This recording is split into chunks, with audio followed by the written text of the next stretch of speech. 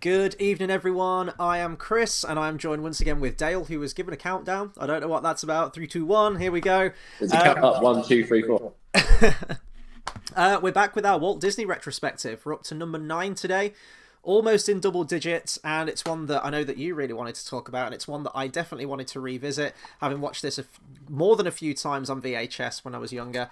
It's Fun and Fancy Free, a film that you've watched, I want to say 3 times in preparation for this recording, so I'm going to be relying on you for this one because you 3 or 4. I think what it was is you'd forget what the next film was that we were talking about, and every week you'd keep thinking it's Fun and Fancy Free. So you've watched it so many times now. You probably know the whole film off by heart at this point. But yeah, this is going to be a fun one to dive into. So the 1947 film, once again, it's another one of those anthology films, another one of those package films that came out right after the war, actually. This one was released in 1947, so fresh out of World War II. Obviously, it was being made during that time. And we've got 2 more package films after this one. We've got Melody Time, and then we've got Ichabod and Mr. Toad. And then we're finally into the feature films after that. So, yeah, stick with us, because we're going to be bringing you these every single Monday for well over a year. Let's just say that we've got a lot of films. We've got a lot of films, and we're still in single digits, but it'll go quick. It will go quick.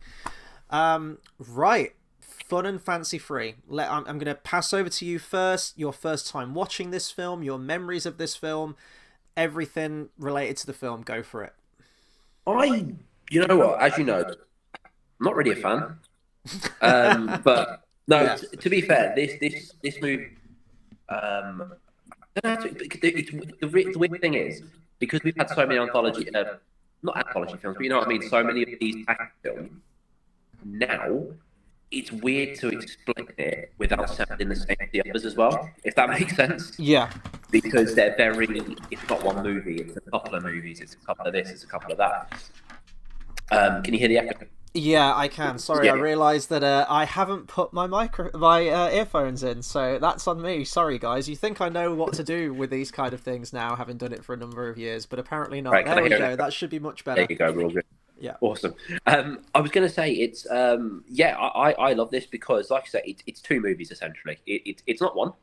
You know, for example, the first one, the bear is just I just find the whole thing funny, and the whole thing is that silly comical children's film that you see. You know, it's the whole slapping song. It's great, and I just think the whole thing is just this funny. Just this funny piece, really. And it's weird because, like I say, describing these movies up to this point as well, it's hard to find terminology that isn't the same as, like, the previous ones, like Free Caballeros and stuff, because obviously they're very similar.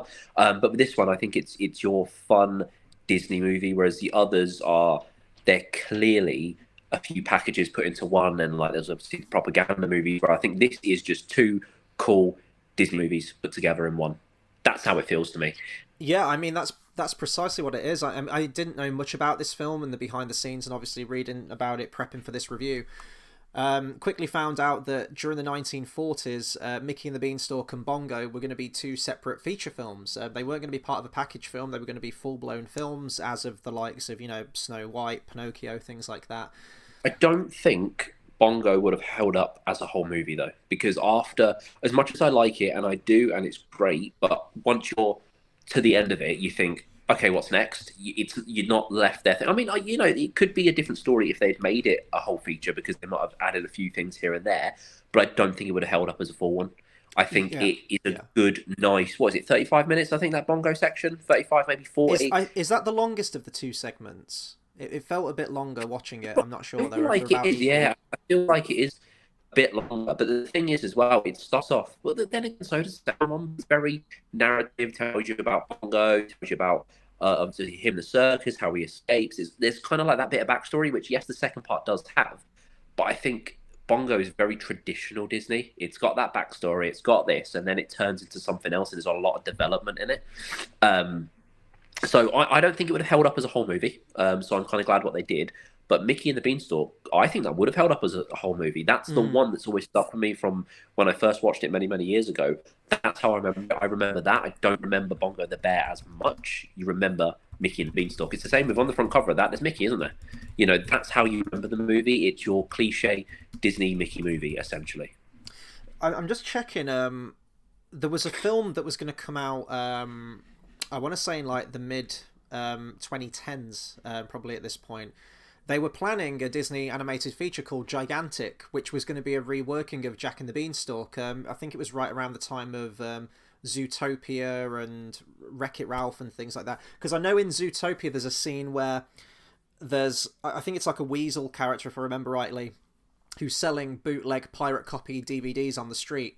And they're all animal versions of upcoming Disney animated features at that point. So there was like a pastiche on Moana, there was one on like Frozen 2 or something like that, and there was one for Gigantic as well, which I think they even released a poster for it and some concept art, and it looked interesting. It was going to be Jack befriends a female giant. It doesn't surprise me with Disney with changing the story, but it's an animated classic, you know, it could have gone well, and then Disney just cancelled it. I don't know if they've indefinitely cancelled it. I don't know if they've just shelved it for a while. But because they're doing live action of everything now. Yeah, I think that's their purpose, and it's a bit sad. But you know, imagine a live action Mickey and the Beanstalk. I don't want to imagine that. I don't know. We'll get to that you point either have someone dressed as a mouse, or you have an actual mouse. I mean, if they do it with all the real characters, it's going to be really strange to see Mickey stood next to Pluto, isn't it? Or Goofy or something. But that's the one thing, actually, mentioning that. I think it was, I don't know, I wouldn't say it's the first, because there's probably a couple instances before. But when you've got the giant holding Mickey, it's one of the very first of, that's the size Mickey's meant to be if he was just a normal human. Yeah. You know, whereas like you get like obviously the big Mickey. And I remember watching that. That was today when I watched it earlier. I looked at that again and I was like, the giant should just be a normal size human, realistically, and this is the size of Mickey because he's a mouse. I mean, yeah, they play with like the size of the giant and everything because, the castle's just very big because you see him stomping through the city or the village at the end of the film. That's the final frame of the film, isn't it? The giant sort of like walking through, probably crushing cars and houses with every single footstep, and then hey, fun and fancy free. But yeah, with this film sort of going back. The Jack and the Beanstalk segment, I want to say that Disney had produced a couple of sort of like black and white, I don't know if it was like Silly Symphonies kind of stuff, it was around that time, but he'd produced animated shorts before with Mickey Mouse as the Jack character and telling the story of Jack and the Beanstalk, probably not to the length of, well, almost certainly not to the scope that it is told in this film. But like a segment with Mickey taking down a giant, and I think he actually did a couple of shorts like that. I don't know if that was before or after the idea of this was pitched to him, or if he just thought, well, actually, I could probably remake this now with how far the animation studios have come. I can probably bring a lot more life into the whole Jack and the Beanstalk thing than I potentially have before. Mickey, around sort of like the 1930s, was losing his popularity. I think all the other Disney characters, certainly, you know, Donald and Goofy, were becoming a lot more popular. He had a lot of other cartoon stuff as well going on at the time. You had Popeye, for example, and you had Porky Pig and the Looney Tunes that were becoming more popular. So they started producing animated shorts with Mickey. The most famous one is used in Fantasia, which is The Sorcerer's Apprentice, and that kind of revitalized the popularity of Mickey. And it was around that time that there was two animators, Bill Cottrell and his name is T. He, which is hilarious. Thornton He. It's probably a better name. They pitched the idea of Jack and the Beanstalk to Disney, and immediately he loved the concept and ran with it, and it was greenlit and production began on it, which was originally going to be called The Legend of Happy Valley. That was going to be the feature film title of the Jack and the Beanstalk story, and that went into production in the May of 1940. And you read about it and stuff that was cut. It amazes me how many projects must have been greenlit and in production and midway through things, especially around this time, like 1940, just got done with Fantasia. Right around this time, Dumbo must have been in production. I know that Bambi was talked about a whole bunch of times and shelved. You would have had... They even talk about having early things ready for Alice in Wonderland and Peter Pan, which wouldn't come out till many, many years later. You've got this film, Bongo was going to be a feature. I just, even talking about it now, I'm losing my mind, let alone running a company that's working on all these projects at the same time. It must have been absolutely crazy. But yeah, no, I could have seen this as a feature. I think it could have worked pretty well as a feature, actually, especially with all the other Disney characters in. There were even going to be more Disney characters in it that we'd seen before. The film itself does have Jiminy Cricket returning, which I'd actually completely forgotten about going into this film again. So when the first scene is Jiminy Cricket singing his song, and then you've got Cleo the fish from Pinocchio, and you've got all these recurring characters that we've seen before. Yeah, I guess Jiminy Cricket's kind of a framing device character, almost. He's a very narrative character, isn't he? In terms of quite a few things, because it's like in Kingdom Hearts, he's the narrative character. He's the one that does the journal and everything. Like Jiminy Cricket's always used quite a lot in a lot of Disney things, where I think he tells a story. This isn't the only one. There's quite a few. I wonder what the thought process was for bringing back that character. And I mean, it's not just him and Cleo.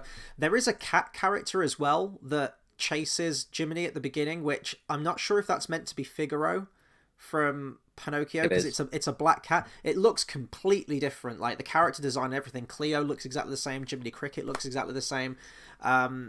Figaro either had mange or Figaro died, and this is a new cat, because this isn't the cute black and white cat that we saw in Pinocchio. This is like a feral, evil cat with yellow eyes that's chasing down Jiminy.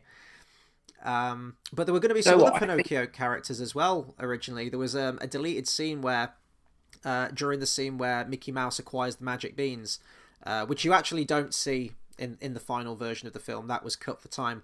They were going to bump into Honest John and Gideon at the marketplace, and they were going to sort of coerce Mickey into selling the cow for magic beans. It would have been cool to see those. I mean, they're two of my favourite characters from Disney's Pinocchio, so I think it would have been great to have seen them come back. To be fair, I mean, the reason they use Jiminy Cricket, though, isn't it? Because he's your conscience, he's the voice inside your head, so he does the narrative, like when you're reading a book, so it makes sense that he'd be used. He hasn't been used recently, though, has he, in Disney? No, I mean, outside of the Kingdom Hearts games, I know you have, like, Jiminy's Journal. I'm not sure if that's still a thing in Kingdom Hearts 3. Yeah, but it's Disney's phone book. Oh, right. Yeah, it's on a phone, but he has it there's like messages on your phone and stuff. But yeah, it does exist. So I guess that's probably an example. So they're still using. I haven't been to the theme park, so I don't know if Jiminy, like in the Florida park, is still a big name and used in a lot of things. I think just because of that song, When You Wish Upon a Star, that was massive. That was the first song that got... did it win an Oscar? I actually can't remember. I think it did, didn't it? It was the first Oscar that was won by the company, I want to say. And that's the theme song that you hear every time you see the Disney Castle at the beginning of every movie. It's always that one. So whether it's, tied to Pinocchio, tied to the character of Jiminy Cricket, hearing that song, it is still harkening back to that film and that character. So I don't know, maybe the character's got an enduring role, even in the theme parks today. And then, of course, during that deleted scene as well, so they scrapped that idea of Honest John and Gideon. Then there was another deleted scene, which there's actually concept art for, and they've got the voice actors of Mickey and Minnie to kind of voice it how the scene would have originally gone. And it's Mickey going to the Queen of the Realm. Now, when I read that Mickey goes to the Queen, I thought, oh, is he going to the evil Queen from Snow White? Not that Queen. It's played by Minnie Mouse, and she gives him the beans. So I guess that's the one that's canon, even though it wasn't fully animated, as I recall. I think it was just an idea and then scrapped. I think it was just trimmed down once they knew that it was going to be a package film and not so much a feature. But yeah, it's notable to know that was going to be a scene. Because that was, I think, the original when their original idea was meant to be the full length, wasn't it? Yeah. I wonder how they would have dragged the story out that much, though. Because I mean, Jack and the Beanstalk isn't particularly a long story. Well, what's the runtime of this segment? This segment? Oh, that's a very good question. I think it was that bit shorter than the first one, but yeah. It's difficult to say because obviously you have the live action segment in the middle, which leads you into the Jack and the Beanstalk thing. So I don't know if like subconsciously you account for that as well. But the actual story of Jack and the Beanstalk, I think it is a lot shorter than. I could have done without stuff. Yeah, I could too. Yeah. It was very. It's like one of those things that you see and you're like, this is kind of cool, but at the same time you're like, we don't need it though. Mm-hmm. We don't need it. Let's get rid of it. It's fine. It's there, but No one cares. No one's going to remember it aside from the ventriloquist dummy. Yeah, I mean that was the thing that stuck out in my mind. So I've got like I don't know if you call it a phobia or if I'm just really creeped out by them. Any kind of dummy, like waxworks, mannequin, even some shop window dummies are pretty creepy. But especially ventriloquist dummies, especially the kind from around this time as well, like the 1930s, 1940s. Does anyone remember that old not Ghostbusters, Goosebumps episode? With the creepy fucking Yes. mannequin that comes alive. Maybe that was the thing that gave me nightmares, like when I was a child, and that's the thing that I've carried around that childhood trauma with, but they're just really creepy looking things. You, Both of them in this. I don't find them charming, I don't find them endearing. People probably did around the time because the two mannequins in this, the two ventriloquists, sorry, there's Charlie McCarthy and Mortimer Snerd. And then Edgar Bergen is the entertainer, the ventriloquist himself. That whole segment I found creepy, but they're very spitting image, aren't they? yeah, I guess you could say that. Yeah. Oh well, I mean, Spitting Image came out a lot later, didn't it? So harkening Yeah, back but to it's these very designs, that style. they quite creep me out as well. The Spitting Image dummies, yeah. That's why they're so good. And then you've got Jeff Dunham as well with his characters. That's probably like a more. There's probably other ventriloquists as well nowadays, but I think he's probably the most Well, famous modern one. you're speaking Disney phobias. Wait till we get to Little Mermaid. Oh yeah, yeah, but that's a really strange phobia you've got. I know people that are terrified of mannequins. We'll get to that though. Stick around for what's that? Disney Classic number 28. 28. Do you know what? That actually sounds lower than I thought it would be. 28. Well, yeah, like the Disney When it came Renaissance out. is like 28 through to I'd probably say 37. So that's going to be a great string of weeks. Expect like 3 hour long episodes on all of those ones because there's going to be so much to talk about in those ones. But yeah, I don't know much about Edgar Bergen himself. I think he was a friend of Disney. I think his shows were really popular. You know, he was a comedian, actor, vaudevillian, and radio performer, everything like that. And I think these characters were pretty popular. I know that Charlie McCarthy was an anime. I don't know if Disney had animated that ventriloquist before in like a little 2D animated segment before. But this guy was touring. I think his last performance was in the 70s, I want to say, during the Muppet movie. I think that was the last time that he ever appeared with the character, and then I think he died like a month after that. But they were just really creepy. I want to know... Actually, no, I don't want to know how this scenario came about in the context of the movie. Jiminy Cricket finds a written invitation. Come along to this house where there's going to be fun and entertainment and who knows what else. And Jiminy goes, hey, that sounds swell. And he goes along to it. And it's just this guy with two mannequins, which he's not actually controlling at that point. They're both just sitting in the chair and they're alive and talking, which makes them even more creepier. And there's just a little girl. And it makes me really, really uncomfortable why she's I there. feel like there's been a party like that in the world somewhere at some point. Almost certainly from Disney, I would assume. That company and in Hollywood, yeah, It's definitely. non-fiction. It's non-fiction, the movie. And like he sits down next to her and he says like, would you like something to eat? How about some candy? And she's like, no, I'm okay. And he's like, some ice cream then. And it's like, get away from me, please.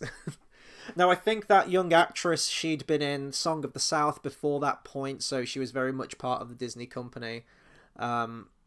And maybe back then watching something like this would be charming and fun. I think it's just the puppets themselves and the humor of the puppet as well. The character of the puppet's really quite mean-spirited. When he's talking about when Donald goes rogue in the film, he's so hungry he just becomes like a crazed wild man kind of thing, and he just tries to kill the cow because he just needs some meat to eat. And then it cuts back to the puppet, and the puppet's like, yeah, finish it off, like, kill the cow and get some steak out of it, like, sneak up on it and strangle it and throw it off a cliff. I'm like, oh my god, this is just really... I don't know, it's just nasty kind of humour. Like, I don't find them funny. I don't find his quips or his kind of, like, naughty, young, rebellious child antics particularly endearing or fun. And then the Mortimer Snerd character just really creeps me out, like this retarded, doddering old man with a kind of. Oh, I just don't like it. Who does that remind me of? There's someone exactly the same. I don't know. It'll come to me, but there's like I say, it's that spitting image kind of thing. I think there's what do they have a name? That look of doll, rather than ventriloquist dolls. Um, I guess it's almost like a caricature. You know, when you get those like 2D Yeah, artists on the street that draw like really yeah, over exaggerated features, it kind of reminds me of that a little bit. I guess caricature. yeah. That's probably it. They're very caricature-y, very out there that you wouldn't see. Which I think that was probably the idea of just these, old men looking things. And as the years went on, they just look creepy. Yeah. Apparently, the Charlie McCarthy dummy is in a museum somewhere, like a Smithsonian. That just it's gonna look like the fucking Annabelle doll behind a pane of glass, isn't it, from the Conjuring How films? much would we? How much would they have to pay you to just keep that in your house? Oh god, you imagine staring at that every... Oh god. Oh Wake no. up, it's at the end of your bed every morning. No, absolutely fucking not. Nope. Absolutely not. But yeah, that segment's weird, and it goes on for a long time, and I don't It find the keeps coming humor back as well. funny. I don't know much about like Edgar Bergen himself. Like, could have been a great guy. I don't know if like what his other acts are like, but I just didn't find these particularly funny. And then that's your setup for your Jack and the Beanstalk story. Then, what did I want to talk about real quick? So I guess do you want to talk about Bongo? Do you want to go in order of the film, or Yeah, I mean, we've kind of pitched. I was. Yeah. Well, I was going to talk about the slap song, not like in detail, but I think it's just great, and it's one of those things that it just, well, like all Disney music, it comes on. It's one of those you can sort of bob your head to, you can sing to, regardless whether you remember it in an hour or so. When it's there, it's so show tuney, so good, and all the bears are dancing, and it makes you really sad to know bears aren't really like that. But they all look like Baloo. You know what I mean? Because they've all got that same style and the same body shape, which is really cool as I say going through these. And then you got the Cletus bear, the one that's like looks like he's like there with his sister, where he slaps her even. Oh yeah. Yeah, I just think that's really cool. I really like the bears when they come along at the end. I think that's the best part of that segment as well. Like I like the beginning. The beginning is very Dumbo, not just because in the circus, but also what's the little mouse called in Dumbo again? Timothy. Yeah, there you go. So it reminds me of him, the way he looks and the way he's styled and dressed. And then it goes into he's in the woods, and then suddenly, obviously, he goes to sleep under the stars, but then he realizes there's all this noise going on, which is really cool. But I think the bears at the end, that's the best part. Yeah. It kind of, I just think the whole thing is really good. It's not one of those things you go back to in the sense of it's a fun experience, whereas the last segment is the one that's, the not the, I was going to say the good segment, but you know what I mean. It's the one that you remember. It's the one that's wicked. Whereas the first one is it's there, it does its job, and it's good. But who remembers it? If you think Fun and Fancy Free, aside from just Mickey being on the cover, what do you remember about it? You remember Jack and the Beanstalk, don't you? Yeah. Yeah. It's kind of like, did I tell you that Van Halen had a fourth singer? They did. Yeah, Mitch Malloy was in Van Halen. He did one song with them, one song. People don't remember it. It was great, but that's kind of like that. Bongo the Bear. It's kind of like that. Like it's great, but people aren't going to remember it unless you're like a big fan. So it's like if you're a big fan of Disney, you're going to remember Bongo the Bear. You're going to know if you're a big fan of Fun and Fancy Free, you're going to remember that. But going back to it, you remember. I'm going to keep saying Jack and the Beanstalk, Mickey and the Beanstalk. Can I just say, this is my favourite segment week to week, is knowing what Van Halen reference you're going to throw in there. See, it's educational as well. We're slowly converting the masses to be all Van Halen fans, or at least See, now people know that. Yeah, knowledgeable about Van Halen in terms now of people trivia. know that Van Halen had four singers. Yeah, I should probably have known that, and I don't even think I knew that. So you taught me something today, which is great. They've got one song. But it's good. Yeah, Bongo the Bear. I kind of recalled the segment. It's not one that I knew in detail, but as I was rewatching it again today, there were lots of bits that came back to me. The bear, when a bear loves a bear song and they're slapping each other, I was like, oh yeah, I remember watching that as a kid, but there was a lot of it that I didn't remember. There's a bit in there as well how we're referring to other Disney films that would come out much later that remind us of certain segments. And when he's fighting the villain bear at the end on the waterfall on the log, it reminds me of the end of Fox and the Hound, where that hellish black bear shows up, and Todd the fox is fighting this horrible demonic bear which used to jump scare me as a child, and I thought it was terrifying. It kind of reminded me of that a little bit. My favorite part though is when he parts the waterfall with his hands. It's so seamless. It just looks really, really cool. That's my favorite, I think, shot in the whole segment. Yeah, the animation's solid, like all the way through. Yeah, I'm a really big fan of the animation. And after Dumbo was complete, this was actually pitched. I don't know if it was pitched or if it kind of materialized into the idea, because it was based on a short story in a similar way that Dumbo was as well. Bongo was going to be a sequel to Dumbo. So it's interesting how you mentioned Dumbo because of the whole circus thing and the outfit, because I thought exactly the same thing too. I think even some of the sound effects as well are ones that were used from Dumbo, and originally it was going to contain a lot of the supporting characters from Dumbo as well. So probably not a direct sequel to Dumbo, but the gossiping matriarchal elephants that took the piss out of Dumbo and his mom and everything, they were going to appear in the film, and there was probably going to be some other characters that showed up as well. Even the animation design of the final product looks very cartoony in a similar vein to what we got with Dumbo. Not masses of detail, but good enough, so it's kind of in that similar vein to it. The original design though for the characters, Bongo and everything, were way different, and he looked more like a realistic bear. I guess you'd probably say in the same vein how we always say Dumbo looks a lot more cartoony, Bambi looks a lot more realistic. He looked more in that Bambi realm of things originally. It was gonna be like a double act film. There was going to be a sidekick character, a chimpanzee, and who was his partner in the circus act called Beverly, and then they changed the name to Chimpy, and there's all concept art that you can find of this. It's really interesting to see how it developed. I went to school with a guy called Chimpy. It's because he looked like a monkey. Yeah. There was going to be some like mischievous bear cub characters in there as well that were probably going to be like the comic relief characters. I think that would have made it too much. I do think that would have. I think it was perfect the size it was, because it is one of those where it doesn't go on too long, but afterwards, especially when you've seen it before, you're like, okay, so when's the Mickey and the Beanstalk bit? It's one of those, so I do think it would have made it a bit too in-depth. I think it's perfect the way it is. Take out the live-action bit. I think that they're good the way they are as two put together.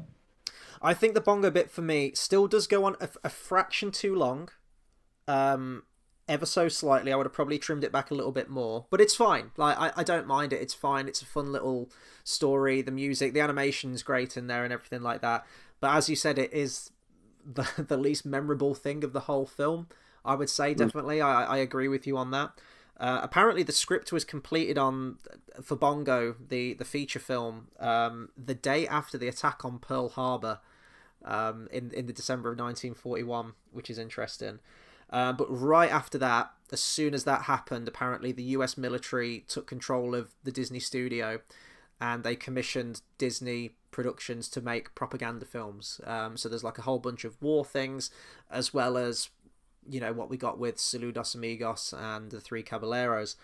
And this is where it says that pre-production work on Bongo and early versions of Alice in Wonderland and Peter Pan were completely shelved, and it wasn't until much later where Disney was making these package films, really just to kind of stay afloat financially, because the war was done by this point, but we still had this film, and obviously Melody Time, which we're going to be talking about next time, and Ichabod. He kept bringing out these package films until he'd saved up enough money to then go back into the full-blown features that we'll eventually get with Cinderella and the likes of those. So yeah, it was an interesting time, and I didn't know that all of these were originally going to be feature length. It's really interesting to find out about, and it almost makes you wonder, like, oh, what would a full feature, if in an alternate universe, we have Dumbo as number 4, and then number 5 was actually Bongo and not Bambi. It would have been interesting. To be fair, the way it's done, it kind of shows that they can't carry their own movie.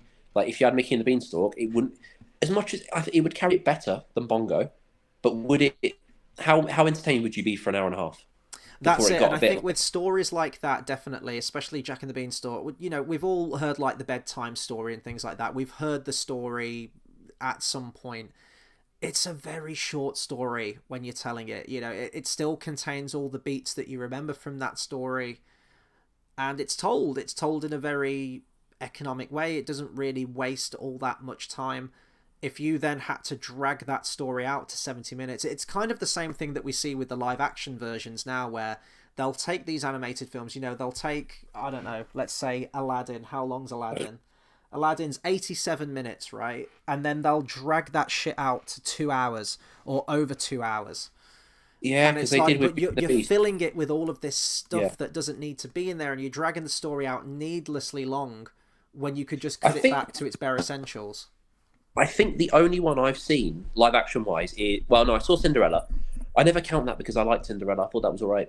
No, I've heard that's But good. I've never seen it, but I've heard that one's actually yeah, pretty that okay. one's all right. It's not like this amazing thing. I remember seeing it going, that was all right. But then when you see Beauty and the Beast, it was like, yeah, Cinderella was good because Mm. Beauty and the Beast was terrible, and it was. And the thing is, it was one of those where, you know, the scene they added where like. I can't remember what happened in it now, but the Beast sings a song that you never saw in the original. It's something to do with her mum died of the plague or something. Oh yeah, yeah. Yeah, but whatever it is that happens, it's like I say, it's pretty damn memorable. The thing is, it happens. I remember watching that thinking, "What's this? What? Why? What?" You know what I mean? But it's very similar to the live action parts in this movie. You think, "What? Why? Why?" We go back to the story, please. Stop pissing about. Yeah, yeah. It's. I think. Yeah, I agree. I like how they're packaged in this, and it does make me wonder what all of the extended stuff would have been, because apparently, by the time that the Jack and the Beanstalk story was shelved and then eventually cut down, they'd already animated like over 50 minutes of it. So let's say the feature would have been like 70 minutes at least. That's a lot of progress. I think in like 6 months they'd animated over 50 minutes of it. So the footage exists. Like, well, actually, I don't know if it exists or if it was destroyed or whatever, but it does make me wonder what all of that extra stuff would have been. But even then, like, cut down, it's still fine, and it is the most memorable stuff from the film. Especially, I mean, I love the character designs and everything like that. My favorite character, and the song that all the lyrics came back to me when it started again, is Willie the Giant, played by Billy Gilbert. I love the voice. I love the look of the character. You know, the fee fi fo fum he hi ho hum. It all came back to me, and I haven't seen this film since. Christ, I actually can't remember. 1998. It's been a long time. It's been a My hell of a favorite long is time. I can my tell you favorite's that. the harp girl. She's cool. I remember the harp girl too. Yeah, the golden harp. I remembered fragments like really distinctly. I remember him turning into the pink bunny rabbit, the giant. I remember the Fee Fi Fo Fum song. Creepy Dummies. I remember it started with a bear. And then I remember specifically the lyric, the golden harp, singing, "In his right breast pocket you'll find the key, a right breast pocket go carefully." I remembered that distinctly, and I could quote it, and it kept, like how we kept talking about Little April Shower, or whatever, or Three Caballeros, that song or segments of song that just keep coming back to you every now and then. For some This movie reason, did this with me. the thing that stuck with me was the tracing paper of the bread. Well, when I said the tracing paper, like it remind when they cut it so thinly, it was like Mm-hmm. tracing paper. For some reason, that's the bit that stuck with me. I It's really just like that a lot of the gags scene. actually with the food. The food gags are quite fun. I like it. Is it Goofy who like swims through the jelly or whatever it is, and things like Yeah. that? Do you know what's weird actually? So at the beginning of the movie, when you've got the title card and all this kind of shit going on, they've which in essence is what Marvel do, isn't it? You know when they make Marvel movies and it's such a long intro, Mm-hmm. like that's what Disney movies used to be. And Marvel's now Disney. Interesting. Never thought of that. But anyway, my point I'm making is there's the title card where it's got starring whoever, and it's got starring Mickey Mouse, Donald Duck, and Jiminy Cricket, but no Goofy. Doesn't say Goofy in Oh, that little doesn't it bit. say Goofy? Oh, I know, I did. No, I missed I that. think it might do on the next part. I can't remember, but I just remember seeing those three, and I'm like, but Goofy's in it. Why are they not packaged together? Mm. It's really weird, which I found really strange. But what I was also going to say on that was that's not uncommon though, is it, for them to do that with famous characters? You know how I spoke before about how Donald and Goofy and stuff became actors within the animation universe. So like when you see Space Jam starring Michael Jordan and Bugs Bunny, that's who it is. It's starring those two.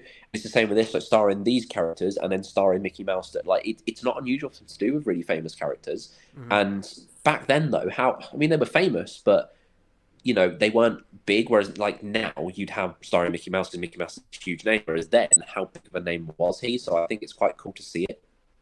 Yeah, and speaking of Mickey Mouse as well, this was the last. I mean, I completely forgot that Walt Disney was the voice of Mickey Mouse, and this film was the last time that he voiced the character regularly. I think he came back one other time for a couple of years just to He didn't voice him in introduce. Fantasia though. Hmm? He didn't voice him in Fantasia though. Did he not? I don't think so. So I remember reading that and thinking that's a bit weird. Because it said he provided the voice for Mickey Mouse since his debut in 1928. So He did, but I swear in Fantasia it's someone different. I mean, I could be wrong, but I remember reading that thinking that's weird because I swear Walt Disney voiced him. it could be. I know that yes. So it was Disney recorded most of Mickey's dialogue in the spring and summer of 1941. Oh no, that's still after Fantasia. Yeah, I don't know. I mean, I'm just going off what Wikipedia says here, so it could be true, it could not. I think from what I remember reading that thinking that's weird because I remember Walt Disney's the one that voiced him for a long time. Well, the one that So, took yeah. over after him was the sound effects artist Jimmy McDonald, apparently, who started voicing the character from 1948. So, Who voices him now? I will have a look. I very much doubt it's the one that we sort of grew up with. We probably had a very much a different voice actor even after that one. I think they've even Current changed. voice Like for... when I say recently, I mean they've changed a couple of times through our lifespan as well. Like not just once. So Oh, here we go. So we would have had Wayne Allwine, who voiced the character from 1977 to 2009. Then we had Brett Ewan from 2009 to the present. But then it also says Chris Diamantopoulos from 2013 to present. So I don't know if they've got two voice actors of Mickey. they've probably had a couple because I feel like Strange. Kingdom Hearts had one in one game and then one in like the rest or something. So I think they've had a couple in our lifespan. Yeah. I think it's always really weird, isn't it? Because you can always But the tell, thing is, like when the Muppets get different voices, you're like, that's not. you've what got I to know. think as well. Like back then, they only had obviously these movies and stuff, so it'd be very for them to have one guy that voiced him throughout. Fair enough. Whereas now, because you've got video games, you've got this, you've got that, you're gonna have a load of different people because when they're making, for argument's sake, like I say, Kingdom Hearts, the people that are usually available aren't going to be available for the video games because they're doing so many other things. Yeah. So now you are going to have more people. It's like what's his name? Tom Hanks's brother voices Woody on anything that isn't the Toy Story movies. Yeah. Because Tom Hanks has loads of other shit going on. So it's that kind of stuff, really. You are going to probably hear quite a lot of differences. And I listen to it the more. So Jim Hanks that does Woody, very good. But when he played him in Kingdom Hearts 3, I remember after a while thinking, this isn't Tom Hanks. Like, you can kind of start to tell the more you listen to them, like you're saying. Yeah, it's just because, when you're a kid or whatever, you get used to voices, sounds, music, whatever it happens to be, and you just kind of dial that in. And especially if it's an enduring character like the Muppets, for example, or Looney Tunes or Disney or whatever it happens to be, you just get used to that. And then all of a sudden, if you watch a kids program now that's got those same characters, like Looney Tunes is probably still going in some way. Well, I guess it is, yeah, with Space Jam 2 and things like that. You listen to it and you're like, oh, that's not the same. I got the same when I saw the new Muppets film. Was it the one with Ricky Gervais or whatever that new Muppets film was? And I was listening to them and I was just going, it's not the same. It just I haven't isn't. watched the Muppets in a long time. And I get why, like Frank Oz did a lot of the voices and shit. Like, how old is Frank Oz now? Bless him. Good old Yoda, like he's got to be in his 80s, right? Frank Oz, 79. Yeah. So who made Sesame Street? It's Jim Henson, wasn't it? I'm pretty sure it was still. Was he still alive at that point? I can't remember. Well, it was his workshop, wasn't it? Definitely. Created by Jim Henson. Yeah, so it was Jim Henson, Lloyd Morissette, and Joan Guns Cooney with a three creators. Sorry of that, but it was Jim Henson's workshop, wasn't it? Fun fact about Sesame Street: Bert and Ernie were named after the policeman in It's a Wonderful Life. Oh, no way! Oh, okay. Did you not know that? No, yeah, I didn't know that. I watched it over Christmas, and there were two coppers. One was called Bert, and the other was called Ernie. I was like, hang on a minute. Oh, that's great. great. Like, is this a coincidence? And no, they were named after that. That's actually pretty cool. That's brilliant. No, I didn't know. It's been a long time since I've seen that film, so yeah, that's cool. Christmas. That's cool. God, there's all this trivia, all this knowledge. Like, I need it. I need all this knowledge on films and stuff. I guess the last thing I'll say as well is that Disney really wanted to package the Mickey and the Beanstalk segment with The Wind in the Willows. That was the original plan for the pairing that was going to be combined, and it was going to be, the title was called Two Fabulous Characters, but then the decision was made to cut Mickey and the Beanstalk from Two Fabulous Characters, and it was paired with Bongo, and then Wind in the Willows we won't get until Ichabod and Mr. Toad. I like the pairing of these two. The two have absolutely nothing in common with each other at all, Bongo and Jack and the Beanstalk. But it works. It's fine. They are separate segments. They're fine. Do you have a favourite of the two segments? I can't remember if you said already which one you prefer. Yeah, Mickey and the Beanstalk is better. It's the better one. But the first one, the first one's fun. Like, I do like the first one. I know you said this movie was not as good as you remember as a kid. I still think it holds up the same. It's good, and I think it's weird because the first one is more just your fun kind of, all right, here you go. But I think the second one's just your naturally better one. Kind of like, so in Van Halen. So, David Roth, really? Oh my God. Yeah, it's two now. So, like, Sammy Hagar is technically better singer, but then, David Roth is your more fun one that, it's more unique. Where, I'm not saying, Bongo's more unique, really, because it is more like Disney, but Van Halen reference, isn't it? But you know what I mean? So it's one of those where I think the second one's naturally a better one, so I do prefer it, but not as a... It's weird, because they're on par, but I think the second one's that bit better for me. Yeah, I agree. I think I like the Jack and the Beanstalk one more. Apparently that segment has been narrated by a whole bunch of other people. Like, it's been released on like loads of different Disney channels or whatever as shorts or on other VHS cassettes. So Edgar Bergen is the voice the ventriloquist and everything. He narrates it for this film. So I guess the original, but then there's like a whole string of other voice actors that have done the narration, including what's his name? Sterling Holloway, who we've heard before, the voice of Winnie the Pooh. He's voiced the character, and there's been a whole bunch of other people. I think like 4 voice actors, similar to there being 4 singers for Van Halen. There have been 4 voiceover narrators for that segment. It's strange how they kept repackaging it in that way. Who voices Winnie the Pooh now? Who voices Winnie the Pooh now? I can see him in my head, but I don't remember his name. Because he still does it on like pretty much everything. Like when they did Christopher Robin, he still does it there and everything. Is it still Jim Cummins? Is he still the voice? That's it. Jim Cummins, he is still the voice. It says there's 3 different voice actors at the moment for Winnie the Pooh, so they just must rotate them out or something. But I think Jim Cummins is still the one. He does them for a lot of stuff. Like He's they try and get great. him in. He was at a Comic-Con I went to, actually. I went up to the desk. I was with someone at the time who was getting the signature, and I just went up with him to the desk, and yeah, he seems really cool. I mean, his credits are ridiculous. He's got like over 400 roles, I think, and stuff like that. Characters you probably didn't even know he did the voice to, and he's just an absolute chameleon with his voice. Occasionally you can place it, though. You definitely can, like you hear Tigger, or you hear a character similar to that. Oh, yeah. Or Pete, for example. Is that the character's name? The villain of Mickey? Goofy. Or the villain of Goofy. Yeah, like you hear his voice and it's like, oh, that's kind of... Tell you what, not Disney, completely their enemy, but I'd say the best voice actor, my favourite, would be Mel Blanc. He's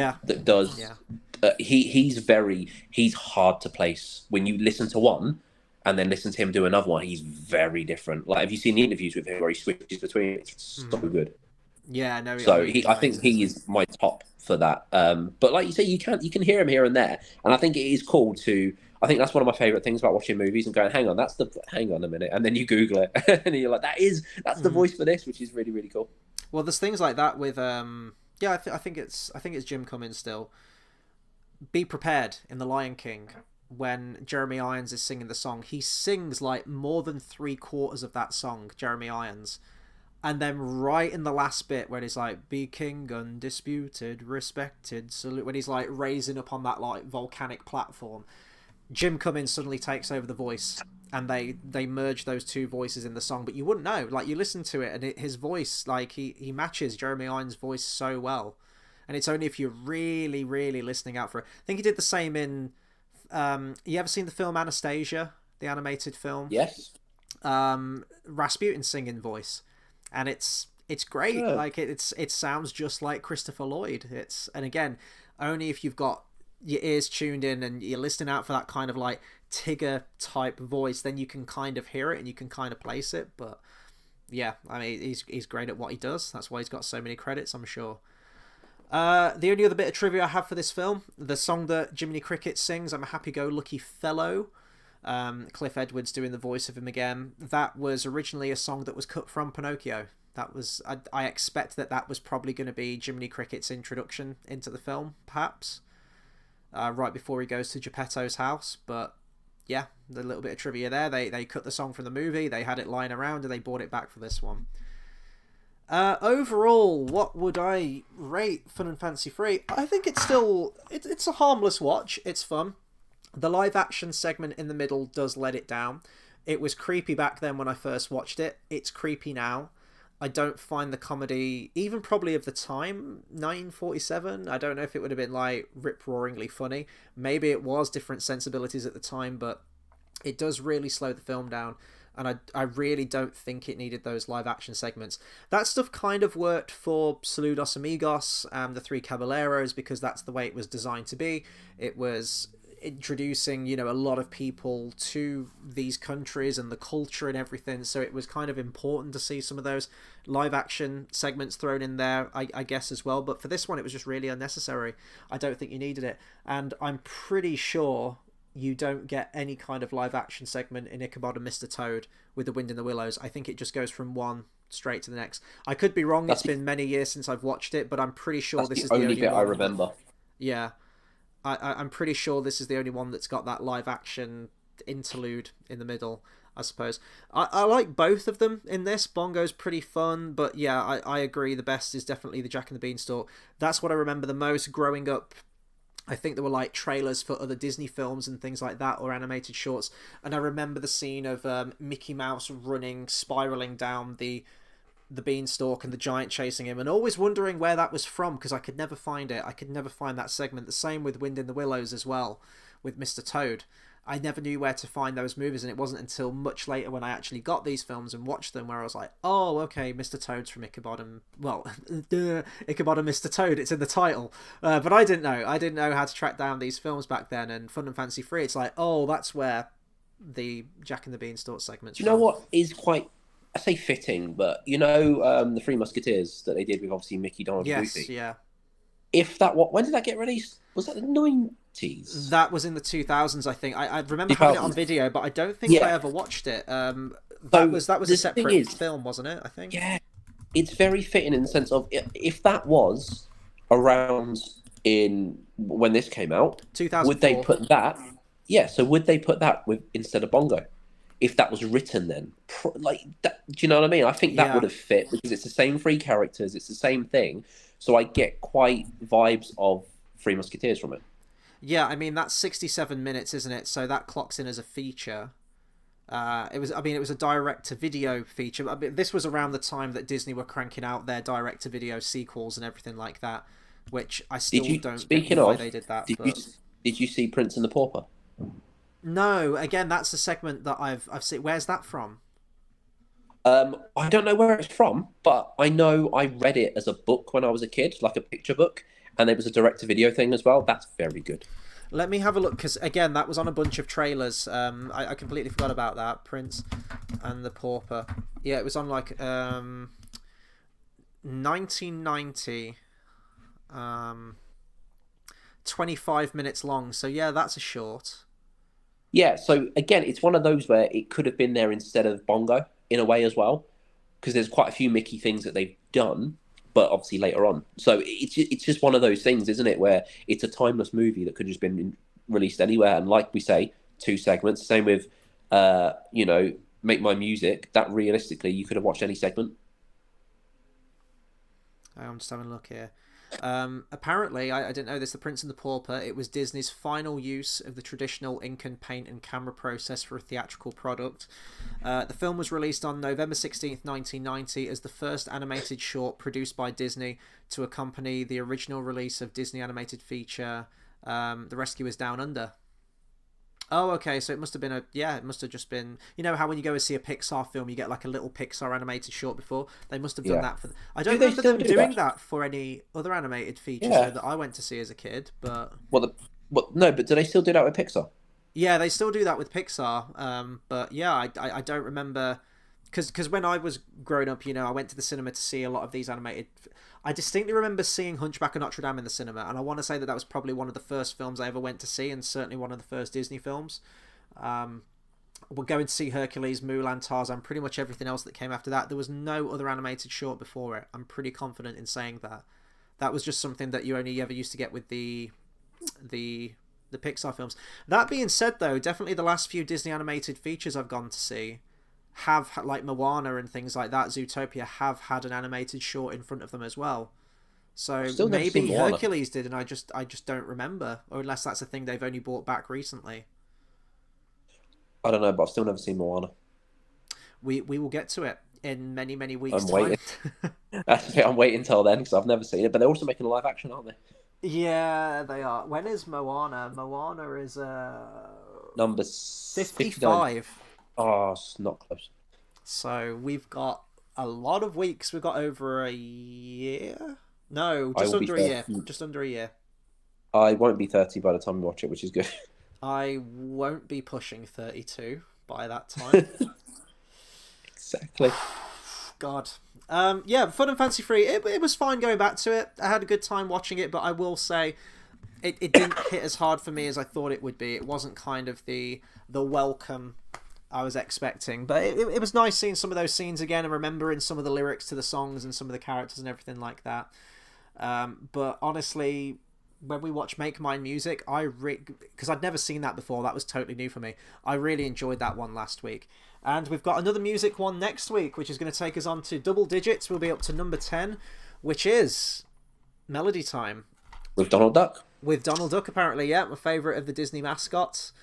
It's a bunch of animated shorts again. It looks like we've got that bird returning again. I think it looks like, the one from Three Caballeros, was it? Who's like the noisy little comic relief one that runs around. Whatever happened to him? They don't use him anymore. Well, they're apparently doing this movie. So, yeah, I've never seen this one. This is 72 minutes. And I'm hoping it's going to be in the same vein as Make Mine Music. I haven't heard next to anything about this film, in all honesty. I don't know any of the segments. So this is going to be completely new territory for me. After this one, I've seen a whole string of them all the way up until classic number 45, which is Chicken Little, which I haven't seen yet. So this will have filled the blanks of those earlier Disney films that I hadn't seen. I hadn't seen Saludos Amigos. I hadn't seen Make Mine Music, and this will be the last of the 3 that I haven't watched around this period as well. So yeah, I'm looking forward to it. It'll be another one to cross off the list. I don't know. I haven't seen Chicken Little. That's a whole string of them I haven't seen. There's Chicken Little, which I haven't seen, followed straight by Meet the Robinsons, which I haven't seen, which is followed right after by Bolt, which I haven't seen. I've seen that. So that's 3 there that I haven't seen. Then it's a string of them that I have: Princess and the Frog, Tangled, Wreck-It Ralph, Frozen, Big Hero 6, Zootopia, Moana, Wreck-It Ralph 2. I think the only one that I haven't seen recently is... Yeah, it's Wish. I haven't seen Wish. Have you seen Thingy's Dragon? Not Pete's Dragon. Raya and the Last Dragon. Yeah, I watched that. Let me bring up a list, actually. List of Disney animated classics. One thing I want us to decide on what we're doing is if we're going to break from the UK list at any point and review the extra couple that are on the US list around that time, it's going to completely throw off the thumbnails and the OC. I might not be able to take the OCD, so we might have to skip them. But there's 2 extra ones on the US list. So What are they again? Disney's Dinosaur, which came out in 2000. And there's a Winnie the Pooh film. I think it's literally just called Winnie the Pooh, which came out around 2011, I want to say, which is really, really short, but technically that's the last Disney animated classic that was done in hand-drawn animation. Officially for us in the UK list, it's Princess and the Frog, but the US have also got that extra Winnie the Pooh film thrown in as well. Let me just find the list. Yeah, this is the US list right here. So it's identical to ours right up until you get to Fantasia 2000, which is classic number 38. And then right after for us, we go on to The Emperor's New Groove, which is 39. The US list changes here. So you have Fantasia 2038, Disney's Dinosaur is 39, Emperor's New Groove is number 40. That completely throws the numbering off. Emperor's New Groove is good. Then the US list, you have Princess and the Frog, Tangled, and then we go straight on to Wreck-It Ralph. The US list has Princess and the Frog, Tangled, Winnie the Pooh, then Wreck-It Ralph. So you've got those 2 extra ones in there. But they get rid of The Wild. Oh, that's another one I haven't seen as well, The Wild. Yeah, let's see. I'm thinking of Wild Thornberrys. I've seen that. Smashing.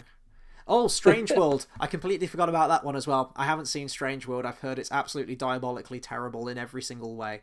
So Strange World and Wish are the 2 that I haven't seen towards the back end. They're going to upset me when we get there. Upcoming films. A 3rd and 4th Frozen film, as well as a sequel to Zootopia are in development. They've said that there's 10 projects in development. Including films based upon original ideas. Oh, that's nice that there's some original ideas in there too. Do you know what I don't get though? Because obviously they're doing all this thing where they're not coming up with original ideas. They're doing like Frozen 2, 3, 4, 5, 10 or whatever. It's like Avatar, isn't it? Well, yeah, and that was awful. But you never did have Cinderella too, but obviously years later. But you know what I mean? You never had Walt Disney going, "Oh, let's make a second Cinderella, let's make a second Pinocchio." It's like, "Oh, cool, we're done with that next one." Well, yeah, that wasn't until the mid-2000s where it was a money-making skit. Well, that's it. Like, Disney goes through fads. And during the mid-2000s, Disney direct-to-video sequels were really popular. It was like, let's just slap together a shitty sequel, slap 2 at the end of the title, and people will buy it. I was buying all of them. I bought pretty much every single Disney... Well, my folks did. I was a lucky kid. But, yeah, I pretty much had every single Disney sequel, and I hated them all, apart from maybe Lion King 2, which I didn't mind. Lion King 3 was pretty fun, and Beauty and the Beast 2. They were kind of like the main 3 that I'd keep going back to, but I watched all of them, and most of them... Aladdin movie, all right? Oh, yeah, Return of Jafar, and yeah, you had King of Thieves. Prince of Thieves? King of Thieves. Prince of Thieves is Robin Hood, Kevin Costner. I don't... No, yeah. There wasn't any... I remember the TV shows they did as well. Yeah, there was the Hercules one. Yeah. Emperor's New School. Uh-huh. That was the thing. That was really good. And then they did Little Mermaid as well. Yeah, Little Mermaid 2. I had the video game for that, actually. There was a PS1 game. Little Mermaid 2 was okay. Little Mermaid 3 is absolutely awful. Yeah, that's a prequel, isn't it? I think it's like the beginning or something. Yeah. I haven't seen that one. I haven't seen Cinderella 3. I've heard actually there's redeeming elements to Cinderella 3. I've heard it's kind of like a pastiche on it. It's a bit more satirical to some of the things. Which I don't know. That shit gets old for me. I think they kind of poke fun at the fact that the prince and Cinderella really didn't talk, and they kind of like mention that a little bit. Yeah, I was gonna say they should make like a Pinocchio sequel and just like really mess with the continuity, like just really mess with it, and just something weird like the blue fairy shows up again, but she's the orange fairy. Just to mess with people, just to be like, but that's not a thing. Well, Final Fantasy 3, that technically that's in canon, right? Because you've got Cleo and then a cat that looks nothing like Figaro. I don't know if it's meant to be Figaro, but it's not in Geppetto's house. And it's not in Italy where it was before in the village. It's in like the American suburbs, because then Do you know Jiminy what? Cricket just goes right across the driveway and it's the ventriloquist's place. So live action people exist in animated people's worlds. I'm Yeah, but confused. What's happening? yeah, but I see it as they're actors like that. Like I said, starring Mickey Mouse, Donald Duck. I see them as they're the actors in that universe, which I think Yeah, is really cool. yeah. It's kind of like Who Framed Roger Rabbit, where he comes out of the, where he's shooting the movie. Mm. I see it quite like that, which I think is actually really cool. I think it would have blurred the lines a little bit more if they had have put Gideon and Foulfellow in there as well. Because then it's like we've got a lot of Pinocchio characters returning for this thing now. So Oh, I know. yeah. But apparently they've got some release dates already outlined. You've got November the 27th, 2024 for an untitled project, November 26th, 2025, and November 25th, 2026 for 3 projects. One of those will, well, 2 of those will pretty much be Zootopia, I would imagine, and Frozen 3. The third, hopefully an original project. But even their original projects aren't doing all that well at the moment. You had Strange World, which was a massive loss. It was done on a budget of between 135 and 180 million, and it only made 73. Big loss. Wish as well hasn't been doing all too well. Again, budget of 175 to 200 million, and it's only made 148 back. Obviously, on top of that, you've also got to account for advertising and marketing and things like that. They say general rule of thumb, depending on the level of marketing, double the budget and you've got the marketing budget for it as well. So let's say, I mean, the marketing for Wish wasn't massive, but let's say it was about, I don't know, 350 million total with the budget. It's made like less than half of that back. So not good, which is probably why they've resorted back to, let's go to, well, Frozen made a shit ton, didn't it, that first one when it came out? Like, how much did that make? That was ridiculous. Yeah, 150 mil budget, made 1.2 billion. It's fucking insane. That film was in cinemas it felt for years. Like, Frozen was just non-stop, and then Frozen 2, probably a bit of a drop-off. No, it made more. That's crazy that the sequel made more. Usually there's a drop-off. 150 mil budget, 1.4 billion. So you can clearly see why Disney are green lighting a third one. Frozen makes a lot of money. Merchandise release it around Christmas. It's also a Christmas movie, technically, because it's got snow in it. That's how it Frozen works. 2 was cool, but what I hated was the whole, this is what else got our powers. We don't care. We don't need to know where the shit we like comes from. It's like the prequels of Star Wars. I don't care. Just leave it alone. Yeah. Like, we can make it up in our own heads. Do you know what I mean? It's that kind of stuff where it was fine, like the prequels, but it was, yeah. See, here's me quite controversial. I actually hate Frozen with an ice. I was going to say with a fiery passion, with an icy passion. I hate Frozen. And if you're going to put Tangled and Frozen together and you say pick one, Tangled any day of the week. I love Tangled. Absolutely hate Frozen. Because the two exist in the same universe, apparently. You see Rapunzel, don't you? Oh yeah, and also I know you haven't played it yet, but Kingdom Hearts 3, when it's got the Tangled world, has actual clips direct from it, just with Sauron and Goofy in it, which is really, really cool. Oh, that's interesting. Yeah. But it's the same with Frozen. Actually, do things like that as well. Actual scenes that you see with Sauron, Donald, and Goofy there. So it's actually really, really cool. So, but I think the good thing about that is as well that they were able to, because the animation styles changed. It's all 3D animation now, so they could kind of do that and make it look exactly the same. Whereas when you've got stuff like Beauty and the Beast, it's 2D animation. They couldn't really do that. But I still think it's mistakes with Disney doing that. I don't like it. Oh, it's just a different company now. That's the thing. Like, what we know as the company is dead. It's gone. And Disney with sequels and things like that. The first sequel wasn't until Rescuers Down Under, I'm pretty sure. I think that was the first one. So Rescuers was number 23, and then Rescuers Down Under was number 29. So there wasn't like a massive amount of films in between before we got a sequel. Fantasia 2000 was the next one, so that was a massive jump between 1940 and whenever that came out. Was it like 2000? I mean, I was closing the name. That's what I'm thinking. Yeah, I think it was Did I really just say that? Oh, I'm such an arsehole. Yeah, yeah. So the Millennium. So that's a long time before a sequel. After that, I don't think you had one.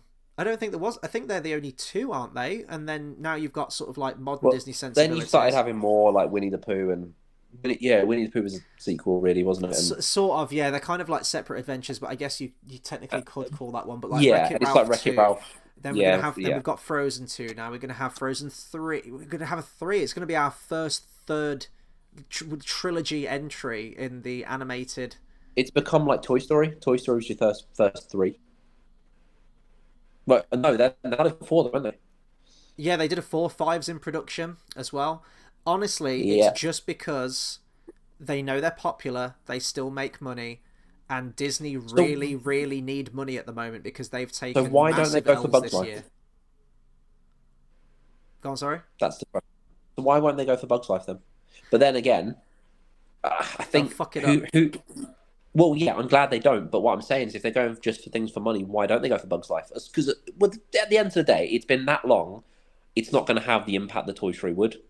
No matter how many people our age and stuff like it, it's not going to have that impact because no kids are going to know it really. We have had 5 Toy Story, well, soon to be 5 Toy Story films. We've had an entire No Cars Bugs Life. trilogy, 2 spin-offs about planes. We have had a prequel to Monsters Inc. We've had a sequel to Finding Nemo. An Am I Avengers forgetting it? sequel. We've had a sequel to Incredibles. Avengers. That's the one. We've had a spin-off to Toy Story with Lightyear. I keep forgetting that that was made, but it was. Yeah, And we still haven't had a sequel to Bugs Life. It's I crazy know. shit. In a lot of ways, it's good though because No, it's it like this is. is It is. nice. Yeah. Pixar's a But different yeah, studio now, but it's all it all goes back to the same master, doesn't it? Which is Disney. I just want Bugs Life in Kingdom Hearts. I don't know how they do it, but I want it. No, that could be cool. And then Sora, Donald, and Goofy could turn into like half people, half bug Yeah, I things. think that would be cool. Because the thing is, in Bugs Life, it wasn't just ants. There were spiders, there was this, there was that. So you could have other things that they could turn into, Yeah. and it would be.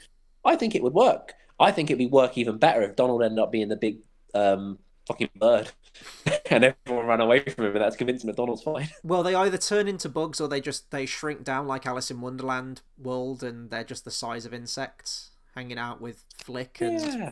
Princess Atta.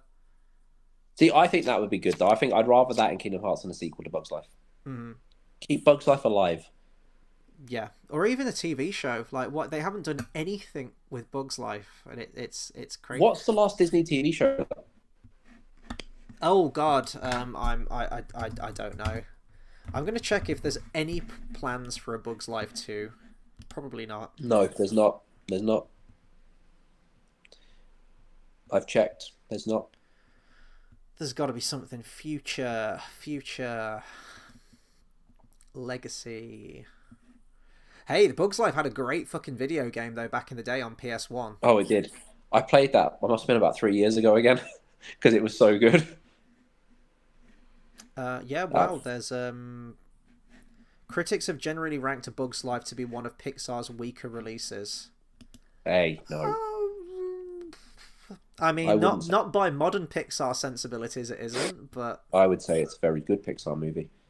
it's fine. I think when you're looking at that roster of the first few Pixar films where you had Toy Story, I think this was the second, wasn't it? Was this the second film It was, they did? yeah. So you had Toy Story, then you had this, then it was sandwiched between Toy Story 2, fantastic film. You've got Finding Monsters Inc., fantastic. Finding Nemo, fantastic. Incredibles, I like it now. I like it a bit more now I've grown up, but it was never one of my favourites growing up. Then you had Cars. For me, Cars was the first major, this was shit, compared to everything else that has come out before. So I guess in that first run of films, I'd say for me, Incredibles and Bugs Life were probably the weakest two out of that first roster of films. But yeah, once you hit Cars, it was like all the gloves are off now. We've just Yeah, it had was. Cars. I've not seen Cars. I've never seen Cars, which is good. Let's go through a quick list, and then we will round off because we stopped talking about Fun and Fancy Free a long time ago. List of Pixar films. Okay, so But it does just kind of show how little there is to talk about these segment. What are they called? package Segment films. movies. That's Yeah. it. Package film. it does show you how there's not as much because they're not feature films, really. So Toy Story, amazing. Bugs Life, I really enjoy it. Toy Story 2, great. I remember when the teaser trailer came out for Toy Story 2. In fact, I think Toy Story 2 was the first sequel that I was ever aware of. What, As to that this anything ever? is, I loved that first film, and oh my god, they're doing another one. That was the Yeah. first. I feel like that was the first time I'd ever seen like a 2 at the end of something, and I was actually getting hyped to see these characters return for another film. Because 1999, you know, there was like Star Wars Episode 1 was that same year, but that was the first time I'd watched a Star Wars film, so I had no preconception that, oh, this is a prequel to these great films that have come before. I never had that. So I genuinely think Toy Story 2 was the first time I was like, oh my god, there's going to be another film with Woody and Buzz. Like, let's go. Let's fucking I remember go. going to cinema to see that. That was a Yeah, good time. that was a massive. That was like friends' birthday parties or something, and you'd all go together, and then you go for like food afterwards at McDonald's or something. You probably have the toys that were around that time as well in the Happy Meals. Then you had Monsters Inc. I distinctly remember going to see that for a friend's birthday. I think that was my next door neighbour's birthday, actually, Monsters Inc. But all the way back in 2001. Holy fuck. Finding Nemo, great. Incredibles, Cars, Ratatouille. A lot of people love Ratatouille. I've only watched it once. I can't really remember much about it. I remember thinking it was fine, but it's definitely probably one that I need to go back to. It's all right. It's good. It's okay. Wall-E has a fantastic opening act, and then as soon as they get onto the spacecraft with the fat people, I just really lose interest in it. Same with Up. I love the opening. Never seen it. The opening 10 minutes is absolutely beautiful, and it could be a short film, and it's tear-inducing, and it's wonderful. And then as soon as the plot kicks in, I just lose interest. Toy Story 3, that shit was an event. That was... I liked it. I still haven't emotionally recovered from what to me is the true ending of the Toy Story trilogy. I remember I went to cinema to see that. That was a good time. Yeah. Then you had Cars 2, which was abysmal. Then you have Brave, which was a weird combination of Walt Disney Studios and Pixar, because that was going to be an animated classic. It was called The Bow and the Bear. I remember reading about it, looking forward to that one. There was concept art for it. They took that idea, they passed it off to Pixar, and it became Brave. And even when you watch that, it doesn't feel like a Pixar film. It feels like a Disney animated classic. It was weird. It was good, but it was not... like you say, it wasn't a Pixar movie. Yeah. Then you had Monsters University, which was terrible. Inside Out, which was fantastic. Love that film. Oh, The Good Dinosaur. That was bad. That was bad. See, Inside Out, the trailers and the 2-minute clips were better. The actual movie was cool, but it was a better little segments of characters. Aren't they making a second one? Yeah, I believe they are. Yeah. Finding Dory was the next one. I detest that film. Cars 3, shite. Coco, I thought was fine, but I only watched it the once. I haven't really had any inclination to go back to it. Incredibles 2, hated. Toy Story 4, a lot of problems. A lot of fucking problems in that film. Onward, yeah, that wasn't great. I think that was right around the time that COVID hit, actually, March 2020. I remember it just being like pulled out of cinemas. No one was going to go and see it. Soul, that was released on Disney Plus that Christmas. I didn't really care for that. Luca, didn't care for that. That was straight to Disney Plus. Turning Red was meant to be theatrical. That was straight on Disney Plus. I haven't seen that one yet. Lightyear, no one went to see that film, and it lost a lot of money. Did. And then Elemental, which was from this year, which I haven't seen. So I haven't seen the last 3 Pixar films. I went to see Lightyear. I went to cinema to see it. Are we going to have to do some kind of Pixar retrospective after we've done Disney? No, I tell you what I'd love to do, actually, and this is topical because there's a new one coming out either this week or next week. Studio Ghibli. I would love to do a retrospective on the Ghibli films because I haven't seen barely any of them, and I'd really like to. They're very childlike, though. But then again, so Disney. Hey, you tell that to Grave of the Fireflies. That shit's depressing. Wow. Yeah, upcoming. Yeah, the next Pixar film is Inside Out 2. That's going to come out June of this year, apparently. Oh, Lord. What have they got here? Inside Out 2 returns to the mind of newly minted teenager Riley, just newly minted. Okay, newly minted teenager Riley, just as headquarters is undergoing a sudden demolition to make room for something entirely unexpected. New emotions, joy, sadness, anger, fear, and disgust, who have long been running a successful operation by all accounts, aren't sure how to feel when anxiety shows up, and it looks like she's not alone. That could be interesting, like a coming-of-age film. Obviously, as a teenager, you go through a change, new environments and things like that. All that's going to do is show people that it's okay and everyone's got anxiety. That's Yeah. all it's going to do. And then you're going to get all these kids growing up thinking it's cool to have anxiety, which is already a thing. How much are you betting that Riley is going to become some kind of like androgynous character who's going through some kind of like gender thing in the new film, or... Yeah, I know. Do you know what? I really want to see it just for that, just to see that happens. It's going to happen. But here's the thing. Okay, so we've got Anxiety's being voiced by Maya Hawke. That's kind of cool. She's a really good actress. Uma Thurman's daughter. She's in Strange Things. She is the spitting image of her mum. Actually, she looks identical. It's crazy. But then that implies that Riley's never been anxious before in her whole life. Yeah, but how? You got to think teenager, like how much she could be 13. Do you know what I mean? It could be that, age of a teenager, and also she was a kid before, so. And aren't fear and anxiety kind of similar things? I don't know. I get more fear from Little Mermaid than anxiety. So that's the next Pixar film, and then the following year, in the June of 2025, you've got a film called Elio. Let's see.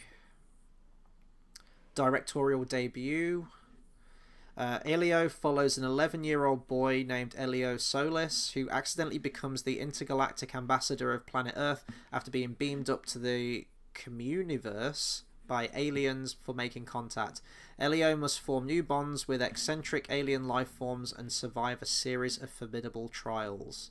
For centuries, people have called out to the universe looking for answers. In Disney and Pixar's all-new movie Elio, the universe calls back. The original feature introduces Elio, an underdog with an active imagination who finds himself inadvertently beamed up to the Communiverse, an interplanetary organization with representatives from galaxies far and wide. Mistakenly identified as Earth's ambassador to the rest of the universe and completely unprepared for that kind of pressure, Elio must form new bonds with eccentric alien life forms, survive a series of formidable trials, and somehow discover who he is truly meant to be. I think I'd be a good ambassador to the Earth. How much you bet that they're going to cram some kind of Star Wars reference into that film in some way? Yeah, probably. Like a background character that's like a Yoda or I don't know, or something. I mean, if it's told well, sure. Who's the writer for that? It's the same as the director. Filmography, writer. Has he written anything before? No, this is the first project he's... Oh, was he a writer on Coco? He was the co-writer on Coco, so it could be fine. It's the first time he's directed something. Interesting. Well, we'll see. Anyway, I think we're going to round this thing off. This is probably one of our longest videos, and we stopped talking about the movie about half hour ago or more. So, yeah, that was fun and fancy free. Tune in next week. We're going to be, well, by this point, it's going to be New Year's. So, is it going to be New Year's Day? It will be New Year's Day. Okay. Happy New Year, everyone. 2024 is here. We're going to be getting into the Oscar films very soon as well. I know that the Oscars are on the night of March the 10th. I'm going to try and do a live stream on that day, but I might not be available on that day. We'll see, but I'll have reviews on all the Oscar films in between, if I can fit them in, because I've got a very busy schedule at the moment, but we're still going to be here. We're still going to be trucking with the Disney films, so yeah, stay subscribed for that. So thank you to everyone that's watched. Hopefully you made it through to the end.